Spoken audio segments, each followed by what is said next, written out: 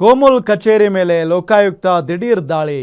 ಕೋಲಾರ ಹಾಲು ಒಕ್ಕೂಟದ ಕಚೇರಿಯಲ್ಲಿ ಸಿಬ್ಬಂದಿ ಕಕ್ಕಾಬಿಕ್ಕಿಯಾಗಿ ಹೋಗಿದ್ದಾರೆ. ದಿಢೀರ್ ದಾಳಿ ಪರಿಣಾಮ ಕೋಮುಲ್ ಸಿಬ್ಬಂದಿ ಶಾಕ್ ಆಗಿದ್ದಾರೆ.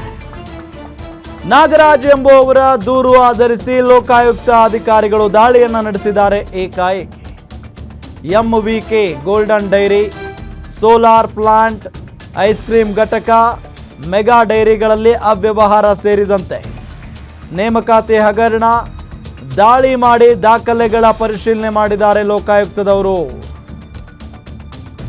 ಗಮನಿಸ್ತಾ ಇದ್ದೀವಿ, ದಿಢೀರ್ ದಾಳಿಯ ಪರಿಣಾಮ ಕೋಮುಲ್ ಸಿಬ್ಬಂದಿ ಶಾಕ್ ಆಗಿಬಿಟ್ಟಿದ್ದಾರಂತೆ.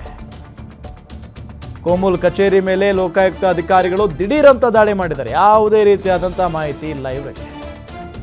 ದಿಢೀರ್ ದಾಳಿ ಮಾಡಿದ್ದಾರೆ ಕೋಲಾರ ಹಾಲು ಒಕ್ಕೂಟದ ಕಚೇರಿ ಮೇಲೆ. ಸೊ ಹಂಗಾಗಿ ಸಿಬ್ಬಂದಿ ಎಲ್ಲ ಕಕ್ಕಾಬಿಕ್ಕಿ ಆಗಿಬಿಟ್ಟಿದ್ದಾರೆ. ಏನಪ್ಪ ಲೋಕಾಯುಕ್ತದವ್ರು ಬಂದ್ಬಿಟ್ಟಿದಾರಲ್ಲ ಅಂತ ಹೇಳಿ.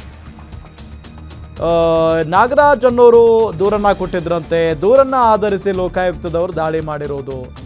MVK golden dairy, solar plant, ice cream ಘಟಕ, ಮೆಗಾ ಡೈರಿಗಳಲ್ಲಿ ಅವ್ಯವಹಾರ ಸೇರಿದಂತೆ ನೇಮಕಾತಿಯಲ್ಲೂ ಕೂಡ ಹಗರಣ ಆಗಿದೆ ಅನ್ನೋದು ಆರೋಪ. ಹಾಗಾಗಿ ದಾಳಿ ಆಗಿದೆ. ದಾಳಿ ಮಾಡಿ ಕೆಲ ದಾಖಲೆಗಳನ್ನು ಪರಿಶೀಲನೆ ಮಾಡಿದ್ದಾರೆ ಲೋಕಾಯುಕ್ತದವರು ಅನ್ನೋದು ತಿಳಿದು ಬರ್ತಾ ಇದೆ.